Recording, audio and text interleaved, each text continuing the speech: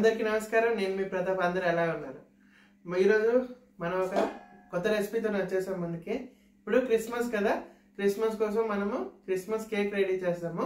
ఏదైతే plum cake ఉందో దాన్ని మనం రెడీ చేసుకుంటాము. ఓకే, సో అందరికీ క్రిస్మస్ శుభాకాంక్షలు.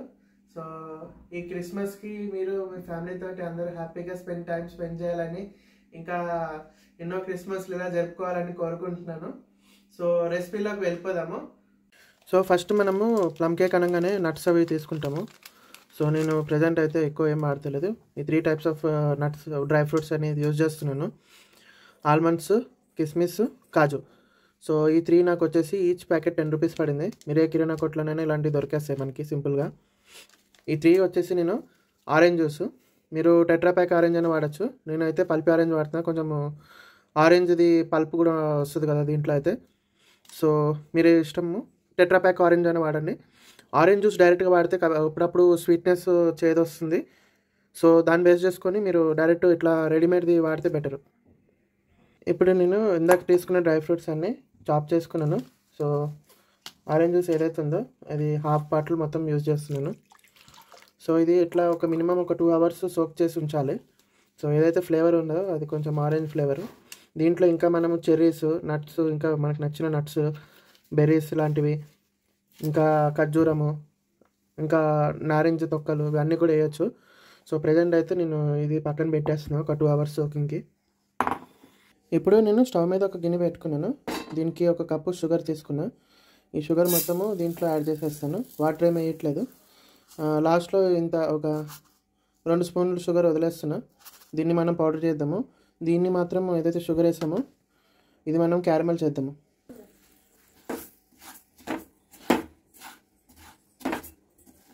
సో ఇది కలుపుతూ ఉండాలి బాగా. ఇది మాడిందంటే టేస్ట్ ఖరాబ్ అయిపోతుంది. ఇంకా కొంచెం ఉంది మనకి, ఇంకా చిన్నగా. ఇప్పుడు ఏదైతే ఇది కలర్ వచ్చిందో ఈ కలర్ని మనం ఇలాగా మెయింటైన్ చేస్తూ దీన్ని కొంచెం బాగా డార్క్ చేస్తామంటే చేదు వచ్చేస్తుంది. సో ఇది మొత్తానికి మెల్ట్ అయిపోయినప్పుడు మనం దీంట్లో కొంచెము వాటర్ వేసుకొని దీన్ని పాకంలా చేసుకోవాలి. అప్పుడు దీనివల్ల మనకి కలర్ అనేది వస్తుంది కేక్కి. ఇంకోటి వచ్చేసి మనకి సేమ్ ఇదే ప్రాసెస్ బెల్లంతో కూడా చేసుకోవచ్చు. బెల్లం అయితే ఇంకా మంచి కలర్ వస్తుంది.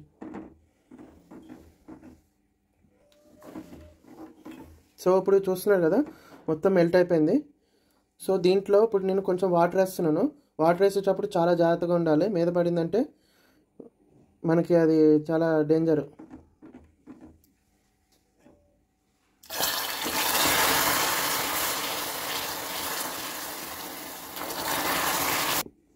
సో ఇప్పుడు ఇది మనం చల్లగా అయ్యే వరకు పక్కన పెట్టుకుందాం. తర్వాత దీన్ని మనం కేక్ మిక్సింగ్లో యాడ్ చేద్దాం. ఇప్పుడు మిగిలిన షుగర్ ఇందాక దాచిపెట్టాం కదా, ఇది వేసేసి ఇందులో బ్లెండర్లో 1 ఇంచు దాల్చిన చెక్క, ఒక 5 లవంగాలు ఇందులో వేస్తున్నాను. ఇది మనం మెత్తని పౌడర్ చేసుకోవాలి. పౌడర్ చేసుకున్నాం కదా మొత్తము. సో ఇందులో ఇప్పుడు నేను 1/2 కప్ నూనె వేస్తున్నాను.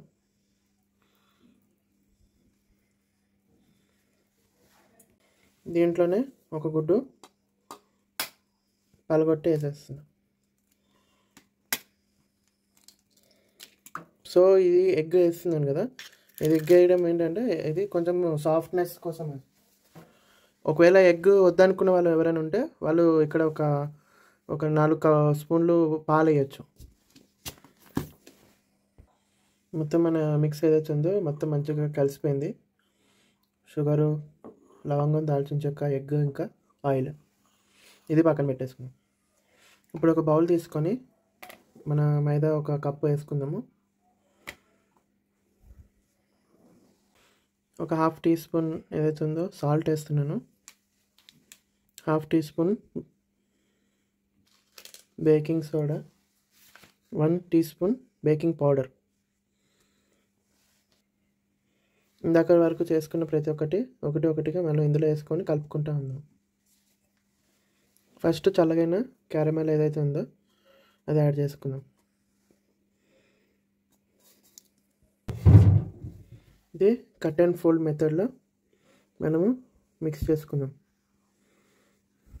ఇందాక మనం మిక్స్ చేసుకున్న ఆయిల్ పేస్ట్, ఆయిల్, షుగరు ఏదైతుందో అది కూడా యాడ్ చేసేద్దాం. దీన్ని కూడా కట్ అండ్ ఫోల్డ్లో మంచిగా మిక్స్ చేసుకోండి.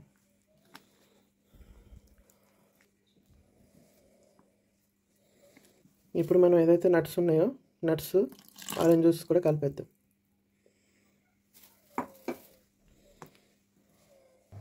సో లాస్ట్గా మనము వెనిలా ఎసెన్స్ 1 టీ స్పూన్ వేసుకొని దీన్ని మిక్స్ చేసుకుందాం.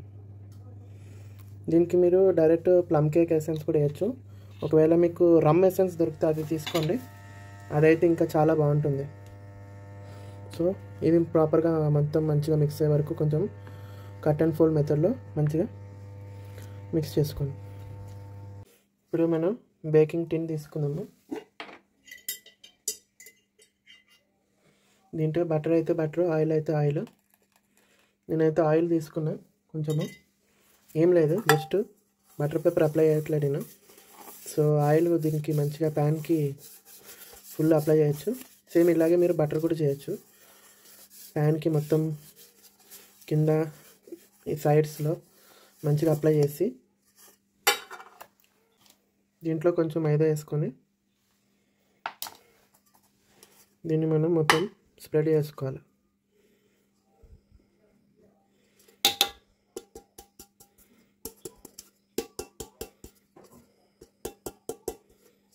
ఇలా ఎక్సెస్ ఏమైనా ఉంటే ఆ ఎక్సెస్ మైదాని మనం తీసేయచ్చు.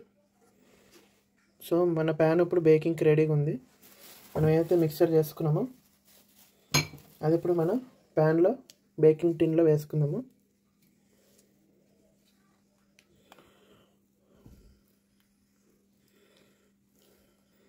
సో ఇది నేను మొత్తం నిండా నింపేయట్లేదు, కొంచెం ప్లేస్ అనేది ఉంచుతున్నా. సో బేకింగ్కి దానికి హెల్ప్ అవుతుంది.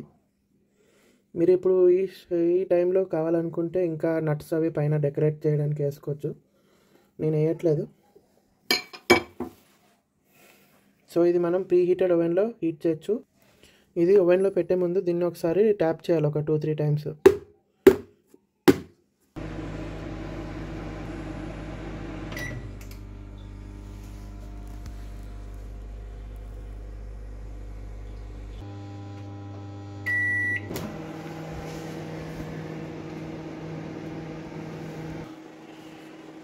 దీన్ని ఇప్పుడు చల్లగా అవడానికి అలాగ వదిలేద్దాము. కూల్ అయిన తర్వాత మనము దీంట్లోంచి బయటకు తీద్దాము. ఈలోపు టూత్ పిక్ తోటి చెక్ చేద్దాము కుక్ అయిందో లేదో. టూత్ పిక్ క్లియర్గా వచ్చింది.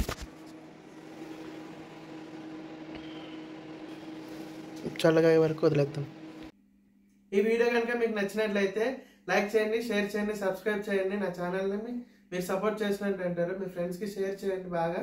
వాళ్ళు నా ఛానల్ని సబ్స్క్రైబ్ చేసుకోమని చెప్పండి.